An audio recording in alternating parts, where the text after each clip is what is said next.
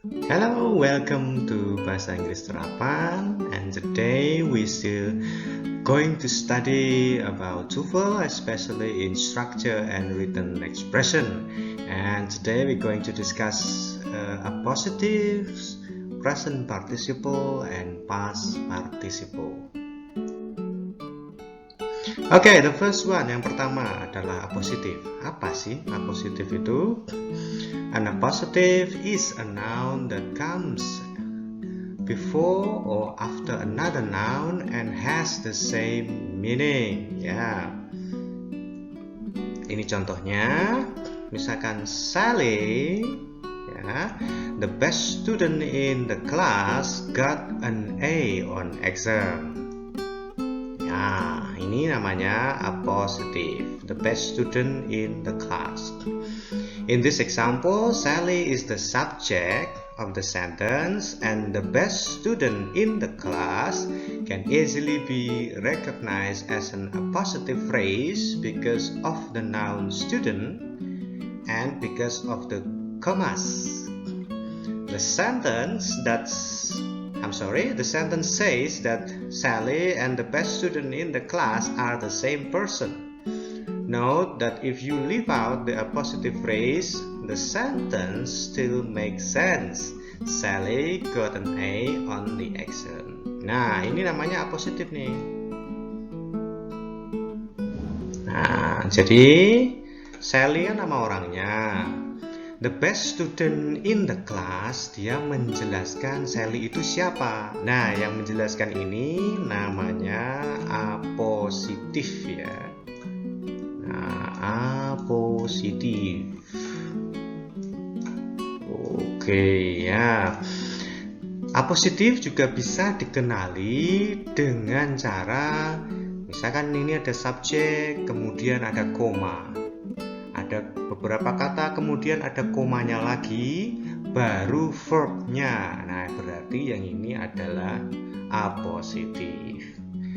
Subjek, appositif, verb ya. Nah, kemudian penerapannya di soal TOEFL bagaimana? Nah, misalkan nanti akan ada soal seperti ini. Koma, George, koma, is attending the lecture. Kita disuruh milih nih. A, right now. B, happily. C, because of the time. D, my friend. Kira-kira yang mana ya? Mari kita lihat keterangannya. In this example, you should recognize from the commas that George is not the subject of the sentence. George is an appositive because this sentence still needs a subject. The best answer is D, my friend. Oh iya juga ya, subjeknya my friend. My friend, koma, George, appositif, koma, is attending the lecture. Oh iya ya. Answer A, B, and C are incorrect because they are not subject. Iya, karena sebuah kalimat bahasa Inggris butuh subjek dan juga butuh verb. Nah, mari kita lihat ya. Ya, my friend George, my friend, misalkan kita isi D ini. Oke. Kemudian kita masukkan ya. My friend George is attending the lecture. Berarti George ini menerangkan my friend, temanku George. Yang kedua, mari kita coba ya. Koma, Sarah rarely misses her basketball shoots. Kayaknya ini udah subjek ya. Iya, Sarah itu subjek. Verbnya sudah ada. Oh, ada nih. Ini verbnya nih, misses, melewatkan. Sarah rarely misses her basketball shoots. Berarti kita butuh apa ya? Oh, ada koma yang gini. Oh, kita butuh appositif. Iya ya, appositif. Misalkan yang A, an excellent basketball player, Sarah, bisa jadi. Yang B, an excellent basketball player is, salah, karena sudah ada verbnya, dia nggak mungkin verb lagi. Sarah is an excellent basketball player, nggak mungkin, sudah ada verbnya, jadi is-nya nggak mungkin. Is itu to be by the way ya, pengganti kata kerja. Her excellent basketball play, nggak mungkin, ini bukan pronoun, bukan pengganti kata kerja. Jadi kita bisa tebak, oh kemungkinan A nih, ya kan? Karena an excellent basketball player itu menjelaskan tentang Sarahnya, ya. In this example, you can tell that Sarah is the subject, ya, Sarah subjeknya. And Mrs. is the verb because there is no comma separating them. In the space, you should put an apostrophe for Sarah, and Sarah is an excellent basketball player. So answer A is the best answer, betul kan? Yang paling betul A. Answer B and C are not correct because they each contain the verb is. Ya, betul kan? Kalau sudah ada verbnya, nggak usah ada verbnya lagi. And in appositive does not need a verb. Ya, appositive, ingat-ingat appositive itu tidak butuh verb atau kata kerja. Jadi nggak ada is-nya juga. Answer D contains a noun, play, that could possibly be an appositive, but play is not the same as Sarah. So this answer is not correct. Ya, jadi appositive itu menerangkan subjek. Seperti yang kita sudah pelajari sebelumnya, kalimat bahasa Inggris yang benar itu ada subjek dan ada verb. Nah, hari ini ada tambahan appositive. Appositive itu menerangkan subjeknya. Nah, kemudian kita ada keterangannya nih, hints-nya nih namanya appositive. So, an appositive is a noun that comes before or after another noun and is generally set off from the noun with commas. If a word is an appositive, it is not a subject. The following appositive structures are both possible in English. Jadi strukturnya bisa begini nih nanti dalam soal. Tom sebagai subjeknya, koma, apositifnya a really good mechanic, mekanik yang sangat handal.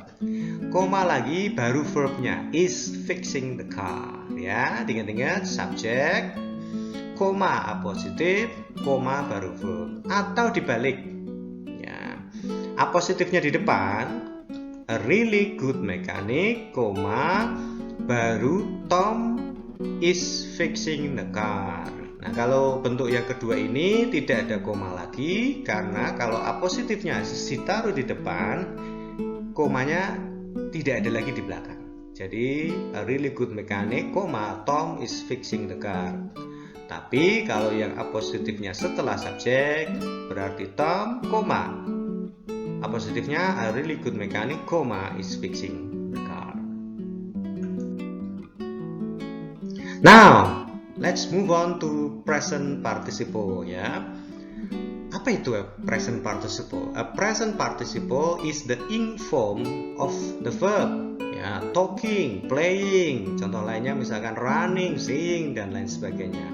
In structure questions of the TOEFL test, a present participle can cause confusion because it can be either a part of the verb or an adjective. It is part of the verb when it is preceded by some form of the verb be. Nah, ini contohnya ya. The man is talking to his friend. Nah, present participle-nya mana? Talking. Nah, tapi ada is-nya. Dia berarti verb. In this sentence, talking is part of the verb because it is accompanied by is. Nah, jadi kalau di preceded atau didahului is, talking di sini jadinya verb.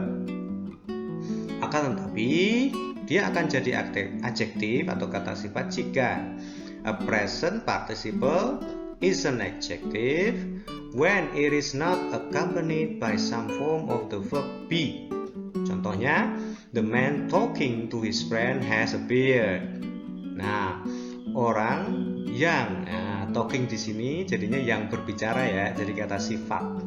Adjektif kata sifat, verb kata kerja. Kalau ditambah is depannya jadinya kata kerja. Kalau tidak ada is atau tidak ada to be-nya, dia jadinya adjektif. The man talking to his friend has a beard. In this sentence, talking is an adjective, and not part of the verb because it is not accompanied by some form of be. The verb in this sentence is has. Oh, verbnya yang mana ya? Kan satu kalimat harus ada subject plus verb. Verbnya yang mana? Verbnya yang ini. Nah, verbnya jauh dari talking ini. Kemudian present participle, aplikasinya di mana? Kalau dalam soal-soal two-fold structure. Nah, ini aplikasinya. Misalkan ada soal seperti ini. The child playing in the yard is my son. Mari kita lihat ya. The child playing in the yard is my son. Sudah ada verbnya ya. Ini verbnya ya. Is itu to be pengganti kata kerja, pengganti verb. Oh, berarti ini tidak mungkin dikasih verb lagi, nggak mungkin dikasih is. Berarti is ini pasti salah ya. Was juga pasti salah. Was itu adalah bentuk is di masa lampau atau past tense. Berarti jawaban B dan D sudah pasti salah. Coba kita jawaban yang C misalkan ya, jawaban yang C. The child, misalkan kita isi he, salah enggak? Salah, ini bukan apositif. Kalau apositif ada komanya terlebih dahulu. Berarti jawaban C pasti salah. Berarti jawaban yang tepat pasti A. Mari kita lihat. In this example, if you look at only the first word of the sentence, it appears that child is the subject and playing is part of the verb.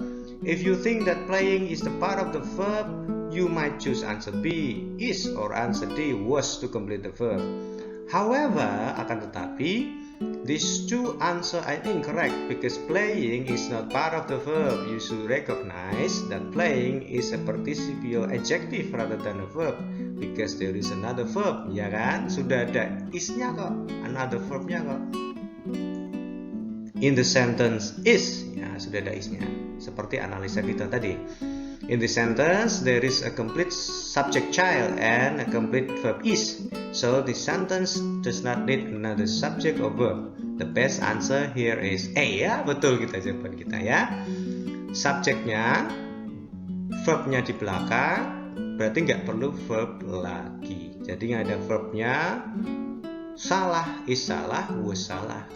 The child bukan apositif, berarti he-nya salah. Berarti jawabannya adalah A. Jadi present participle ini hints-nya. A present participle is the ing form of the verb. The present participle can be one part of the verb or two in adjective. An adjective, I mean. It is part of the verb when it is accompanied by some form of the verb be. It is an adjective when it is not accompanied by some form of the verb be. Bentuknya bisa seperti ini. The boy is standing in the corner. Ya, the boy adalah subjeknya. Is standing adalah verbnya in the corner. Lain halnya jika the boy standing in the corner was naughty. Verbnya di belakang berarti di sini adalah adjective. Next we have past participle, hampir sama dengan present participle ya. Cuma kali ini bentuknya past. Kalau tadi present participle bentuknya verb plus ing, misalkan running, walking dan lain sebagainya. Ini bentuknya verb plus ed biasanya, purchase dan lain sebagainya. Contohnya seperti ini, the family has purchased a television. Purchase itu membeli. The poem was written by Paul. Ya. Verb kata bentuk past tense dari verbnya written. Kalau ditambah to be, was, itu kan to be ya, is verb. Verb past tense-nya adalah was atau has, ini berarti di sini menjadi verb. In the first sentence, the past participle purchase is part of the verb because it is accompanied by has. Ya, has itu kata kerja juga. In the second sentence, the past participle written is part of the verb because it is accompanied by was. A past participle, therefore verb ya. Ini jadinya verb. Akan tetapi hampir sama dengan present participle yang tadi, jika tidak ditambahi to be di depannya, dia akan jadi adjective. A past participle is an adjective when it is not accompanied by some form of be or have. Ya, contohnya seperti ini. The television purchased yesterday was expensive. Was-nya di sini, di belakangnya, belakang sini. Jadi purchase-nya ini jadi adjective. Atau contoh lainnya, the poem written by Paul appeared in the magazine. Appeared kan muncul sudah verb, berarti di sini adjective. In the first sentence, purchase is an adjective rather than a verb because it is not accompanied by a form of be or have. And there is a verb was later in the sentence. In the second sentence, written is an adjective rather than a verb because it is not accompanied by a form of be or have. And there is a verb appeared later in the sentence. Jadi diingat-ingat teman-teman, present participle dan past participle hampir sama. Dia akan menjadi verb kalau ditambahi be belakangnya. I mean to be ya, is, was, dan lain sebagainya. Tetapi kalau dia tidak ditambah apa-apa, akan jadi adjective atau kata sifat. Nah, penerapannya dalam soal TOEFL bagaimana? Coba kita lihat. Nah, contohnya seperti ini ya, past participle ya. Contohnya seperti ini, nanti akan ada seperti ini. Mari kita analisa bersama-sama dengan ilmu yang sudah kita pelajari bersama-sama. The packages, paket ya, berarti sudah pasti dia subject. Oke, the packages. Titik-titik, mailed at the post office will arrive on Monday. Oke, subjeknya sudah ada. Mari kita lihat verbnya ada nggak kira-kira? Oh ada, arrive, datang ya, datang. Oh berarti yang dibutuhkan itu bukan verb lagi karena verbnya sudah ada di sini.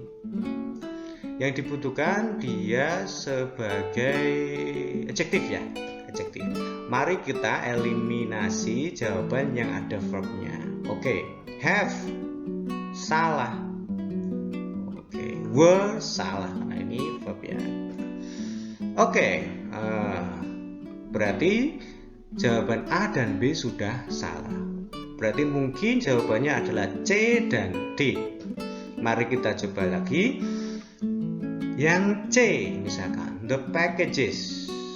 Them itu kata ganti dari paket ini ya, packages ini ya. Tetapi tidak ada komanya, berarti bukan apositif.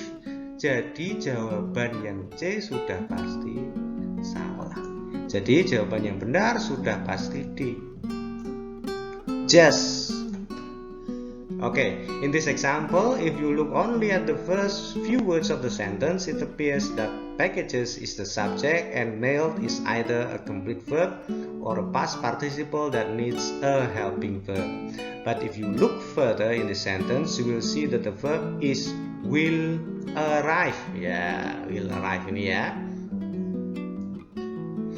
You will then recognize that mailed is an participial adjective and is therefore not part of the verb.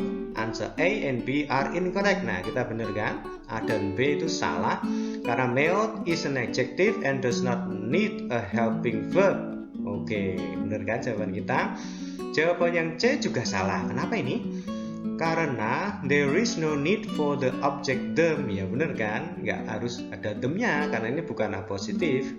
Answer D is the best answer to this question. Jawaban yang paling benar adalah D. Kalau diartikan bagaimana nih? Pertanyaan yang nomor ini, the packages just mailed, paket yang baru dikirimkan di kantor pos akan datang hari Senin. Nah, benar, cocok ya. Nah, jadi dari ilmu kita tadi, a positive present participle dan juga past participle membantu kita dalam mengerjakan soal-soal TOEFL structure and written expression. Sekian dari saya. Thank you very much for your attention and see you again next time.